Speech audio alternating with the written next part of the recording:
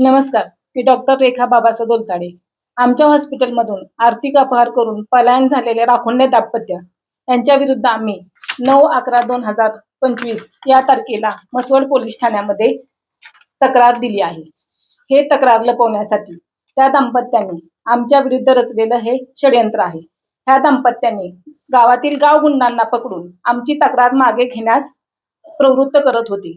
गावगुंडांच्या तर्फी आमच्याकडे धमकी वजा निरोप देत होते. गावगुंड आम्हाला असेही सांगत होते की त्यांची तक्रार मागे न घेतल्यास 2019 मध्ये सीट डॉक्टरांचं बाळ पळवण्यामध्ये आमचाही हात होता, हे तुला माहीत आहे का? जर ही तक्रार मागे नाही घेतलीस तर राखुंडे दाम्पत्याच्या पत्नी विरुद्ध आम्ही तुझ्या विरुद्ध बलात्काराची खोटी तक्रार नोंदवणार आहे. 9 नोव्हेंबर 2025 ह्याच मुद्दा पकडून हे गावगुंड आम्हाला खंडणी मागत होते. 9/11/2025 आणि 11/12/2025 या गावगुंडांच्या विरुद्ध आम्ही आणि त्या दाम्पत्याच्या विरुद्ध 2 तक्रार म्हसवड पोलीस ठाण्यात दिलेल्या आहे. त्याच्यावरती अद्याप कुठलीही चौकशी झाली नाही. उलट त्या दाम्पत्यांना हाताशी धरून पोलीस ठाण्याने डॉक्टरांविरुद्ध खोटा गुन्हा नोंदवला आहे.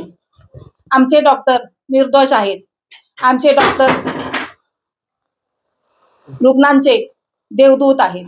त्या 5ही गुंडांना असलेली मागची पार्श्वभूमी, 5ही गुंडांचे असलेले त्यांच्या विरुद्ध असलेले गुन्हे हे सर्व म्हसवड जनतेस व पोलीस ठाण्यास माहीत असताना देखील म्हसवड पोलीस ठाण्याने आमच्या तक्रारीची दखल न घेता त्यांना पाठीशी घालत आमच्या विरुद्ध तक्रार नोंदवली आहे.